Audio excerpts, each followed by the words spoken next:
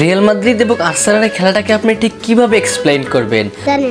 আর্সেনালের class নাকি Real মাদ্রিদের বারবার বিগ চান্স মিস করার মতো ভুল? আর্সেনাল যেভাবে তাদের ক্লাস দেখানো শুরু করেছিল, যেভাবে রিয়াল মাদ্রিদকে ডমিনেট করা শুরু করেছিল ফার্স্ট হাফে, দেখে মনে হচ্ছিল এখানে শুধু 3টা গোল নয়, শেষ পর্যন্ত মিনিমাম 5টা গোল হবে। কিন্তু এই 5টা গোল যে হয়নি, এইটা ছিল রিয়াল মাদ্রিদের জন্য সৌভাগ্য। সঠিক বলেছেন। আর্সেনালের দর্শকরা যেভাবে এক একটা প্লেয়ারকে উজ্জীবিত করেছে, ঠিক এই জন্যই হয়তো আর্সেনালের প্লেয়াররা তাদের নিজের সর্বোচ্চ দিয়ে খেলা ট্রাই করেছে রিয়াল মাদ্রিদের বিপক্ষে। এরই ফলস্বরূপে হয়তো ডিক্ল্যান রাইসের অসাধারণ 2টা ফ্রি কিকের গোল, যেটা একদম চোখ ধাঁধানো ছিল, মার্ভেলাস, কি বলবো, অসাম।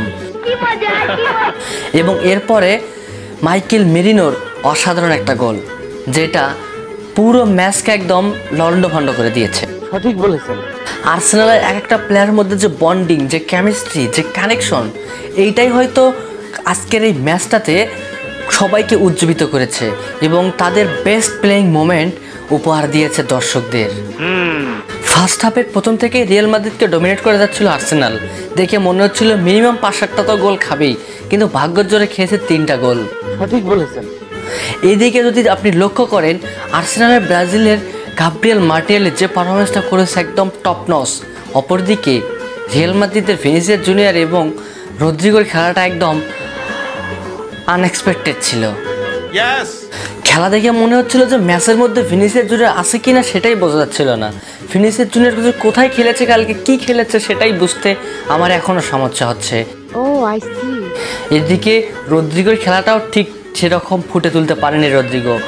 এবং সবচাইতে বড় কথা হচ্ছে এমবাপ্পের একটা বিগ চান্স মিস, যেই চান্সটা মিস করার ফলে পুরো খেলাটা একদম ওলটপালট হয়ে গিয়েছে এবং সেখান থেকেই ফিরে এসেছে, কামব্যাক করেছে আর্সেনাল।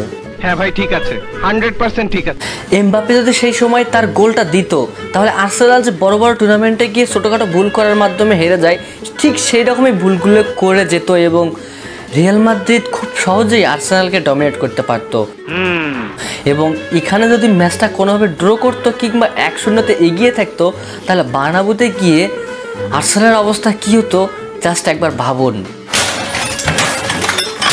এমবাপ্পে সেই 1 ভার্সেস 1 গোলটা যদি দিয়ে দিত এবং গোলটা যদি সফলভাবে হতো, তাহলে রিয়াল মাদ্রিদকে কেউই সেমিফাইনালে যাওয়া আটকাতে পারতো না এবং এরপর আর্সেনালের যে ক্লাস, এই ক্লাসটাও দেখানোর সুযোগ পেত না আর্সেনাল। বারবার হয়তো কোনো না কোনো ভুলের মাধ্যমে আর্সেনাল তাদের ভুল খেলাটাই দেখাইতো, ঠিক যেরকম তারা বিভিন্ন বড় বড় টুর্নামেন্টে গিয়ে দেখাতো। সঠিক বলেছেন। রিয়াল মাদ্রিদ এবং আর্সেনালের ম্যাচে যদি আলাদাভাবে কোনো প্লেয়ারকে মেনশন করা হয়, তাহলে সর্বপ্রথম মেনশন করতে হবে কর্তোয়াসকে। ভাই, যে সেভগুলো দিছে একদম টপ নচ। খেলা দেখে মনে হচ্ছিল এখানে রিয়াল মাদ্রিদ ভার্সেস আর্সেনালে খেলা হচ্ছে না, মনে হচ্ছিল যে আর্সেনাল ভার্সেস কর্তোয়ার খেলা হচ্ছে। যে সেভগুলো দিছে, একটা রিয়াল মাদ্রিদ ফ্যান হিসেবে হয়তো এটাই সবচাইতে বেস্ট মোমেন্ট ছিল। তাছাড়া পুরো খেলাটা একদম হজবরল অবস্থা। সঠিক বলেছেন। তো এই হলো অবস্থা। দেখা যাক নেক্সট ম্যাচে বার্নাব্যুতে রিয়াল মাদ্রিদ ভালো কিছু করতে পারে কিনা, ভালো কিছু উপহার দিতে পারে কিনা আমাদের মতো রিয়াল মাদ্রিদ ফ্যানদের। তবে আর্সেনাল ফ্যানরা যেভাবে এক একটা প্লেয়ার উজ্জীবিত হয়ে আছে, তারা যদি বার্নাব্যুতে গিয়ে একদম দাঁড়িয়ে থাকে, তাহলে হয়তো ম্যাচটা তারা জিততে পারবে এবং সেমিফাইনাল যাইতে পারবে। কিন্তু ওই যে কথা হচ্ছে, রিয়াল মাদ্রিদের রক্তে লেগে আছে কামব্যাক, হয়তো বা ভালো কিছু করতে পারবে, সেই আশায় বসে আছে crore crore Real Madrid fan. তো যাই হোক, এই হলো অবস্থা। সবাই ভালো থাকবেন, সুস্থ থাকবেন এবং আমার এই চ্যানেলটি সাবস্ক্রাইব করবেন এবং ফেসবুক পেজটি ফলো করে দিবেন। আল্লাহ হাফেজ।